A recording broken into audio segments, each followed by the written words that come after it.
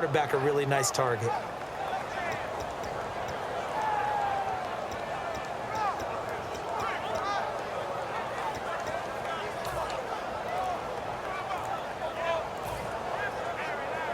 Short of the sticks after that completion, and now it's third down for this offense.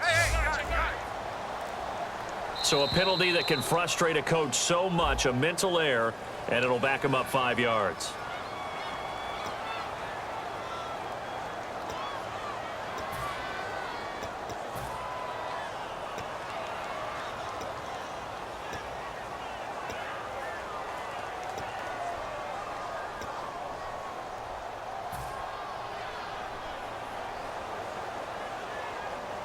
Well, good field position to start the drive, but under the gun now here on 3rd and 8.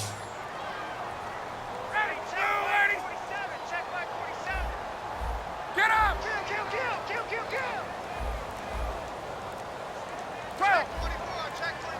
The play clock's running down.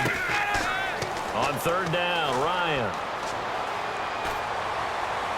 And he is out of bounds, but not before taking this down to the 8. A gain of 26 on the 3rd down conversion. I don't care how many times we see it. I still get a kick out of watching quarterbacks and receivers do the pass tree in pregame warm-up.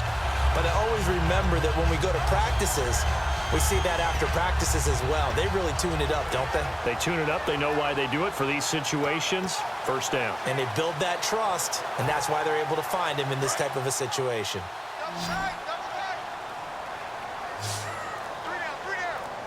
Freeman, the lone man in the backfield. They'll need to get the play off quickly. Now a play fake. And no escaping this time as he'll go down. They got him for a sack. It'll go as a loss of 8 and a tough result there on 1st and goal.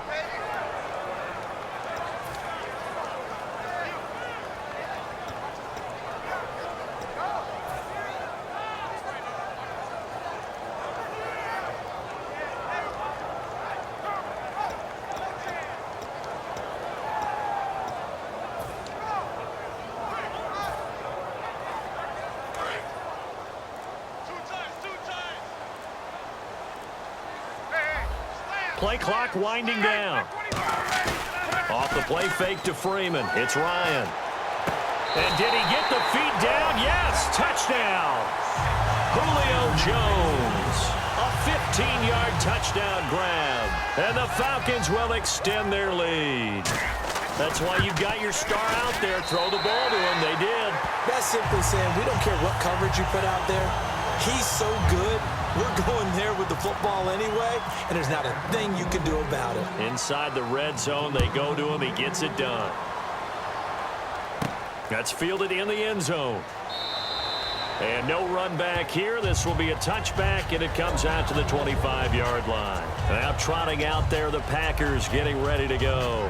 And last time this unit was out here, costly turnover, and then that turned into 6 points. They've got to make amends.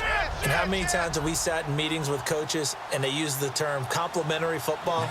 Offense take care of the defense, defense take care of the offense. That didn't happen on the last possession. This is a chance for them to pick themselves back up and help their team. Yeah, we'll see if they can recoup and recover. It's a 4-yard pickup, and that'll make it 2nd down. Looking to speed things up here, going with some tempo. Yeah, he only gets a few yards on 1st and 10, but he's better off doing that than throwing an incompletion or even worse, an interception. Here's Rodgers. He's going to air one out. It's caught inside the 25. It's a big play there for Green Bay. 49 yards. And at this stage, down in the second half, looks like they just wanted to find a way to get it in the hands of their playmaker, and they did. I think you're exactly right. I don't think the coordinator's looking at his play sheet and trying to figure out which play will work well. He's trying to figure out how to get the ball to the playmaker that you just described. Looking down at that sheet, you find people plays, not necessarily X's and O's. And he's going to go down. They sack him back right around the 30. It'll go as a loss of 3 on the sack, and it brings up 3rd down. And now they're in the hurry-up. On play action. Now look out. Rodgers lost the football. On plays like this where the ball comes free, it's often unusual for the team that lost it to get it back. Because This is the quarterback. The ball gets away from him. Everyone else is trying to execute what they're supposed to do on offense. They're usually looking in the other direction, downfield, or have moved away from him. In this case, though, a teammate is able to come up with the ball. Still just the third quarter, but they've got to make something happen. I think they know that. They're going for it on fourth. Rodgers going to go on fourth down. Trying to lay one up deep. And this is incomplete. Boy, it looked like he had it and dropped it. And the Falcons' defense stands tall. They'll get the football back. Well, that's another mistake there on the drop pass on fourth. And we've seen him do things like this all game. It's not hard to figure out why they're down by that deficit. They haven't made plays that are going to keep them in the game or win the game all game long. That's another example right there. It all boils down at the end of it to execution. Either you make the play or you don't. Credit him with a 1-yard gain there to make it 2nd and 9. And now a timeout coming from the defensive side for the Packers. It's just their first, so 2 remaining as they burn one here in this third quarter. 9 yards still remaining here to pick up the first on 2nd down. They come out here in the eye. Now Ryan on 2nd down. Finding time. Under a heavy rush, and down he goes. And now the Packers going to take another timeout. And that's going to leave him with just 1 timeout remaining still in the third quarter. We'll see if that comes back to haunt him. We'll be back.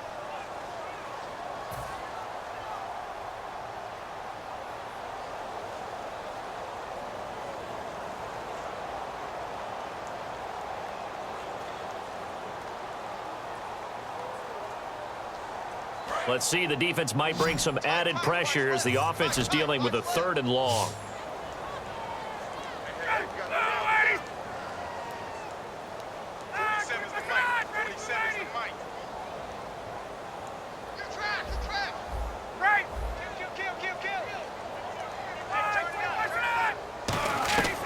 Third and long, it's Ryan.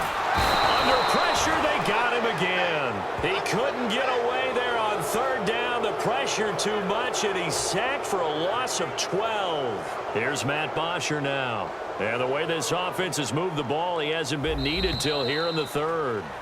Back now in Atlanta. A lot of happy faces in the crowd at this point as their guys have a big lead here to start quarter number 4.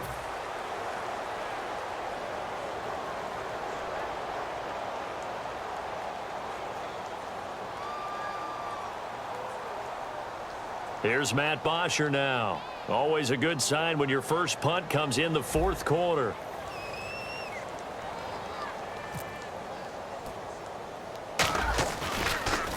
Oh, it's a wobbler here. He'll take it a few steps in front of the 50. A special teams mistake there, no doubt. Just 26 yards officially on the punt. And the Packers will have a short field to work with here as they take over 1st and 10.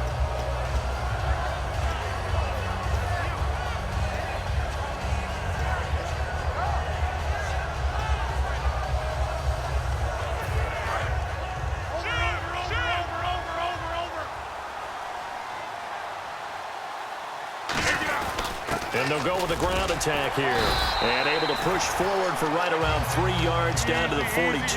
Adrian Claiborne, the one who makes the stop. And quickly, they get to the line. Well, they held him to a short gain on that one, and it almost felt like on that first run, they were trying to just throw the jab at him. So how do you stop a jab? Get closer and smother it, just as they did on that last play. An ex-teammate used to tell me all the time, I hate experienced quarterbacks because no matter what, you really can't hide what you're doing. And I think that right there, he knew right away where the blitz was coming from, where his primary guy was going to be, and he ended up going to a secondary target for a nice game. I was just going to ask you, that wasn't the primary target. He's so good at that, isn't he? I think he knew right away that he wasn't going to get to his primary guy. I think he read that as soon as he got to the line of scrimmage, knew where the pressure was going to come from, and said, I know how to beat that, and that's what he did. They're going to hurry back to the line now.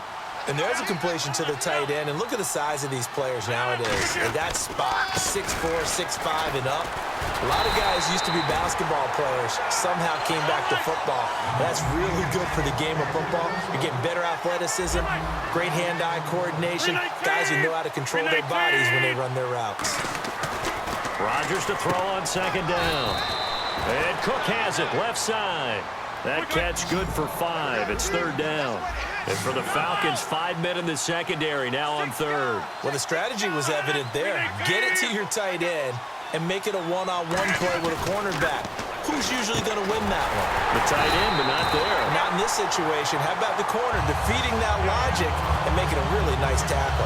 So much about offense is what you call hidden yardage. You know, you throw the ball to someone, they catch it, and then they can make a big play. You know, they create a play, run after catch.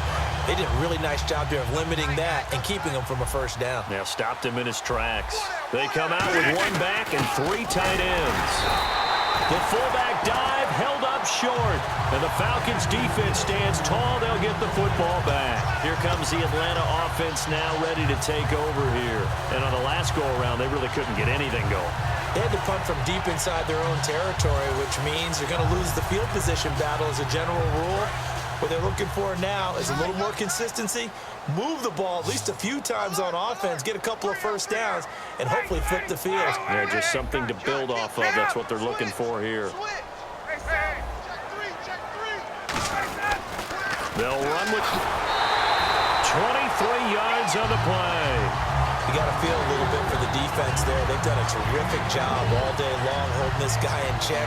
But that might have been the run to break things out for him, maybe turn things around. Now he's going to have some confidence, and maybe he'll get to his normal yardage. So they pick up the first down after the run, and now they approach for the fresh set. Freeman, the lone man in the backfield. 21. They go play action here on first down. He's going to float this over the middle, deep. Man, it's caught at the 6-yard line. Touchdown, Falcons. Taylor Gabriel, 63 yards. And the Falcons will add on to their lead. It's good, and they stretch their lead to 28-0 now.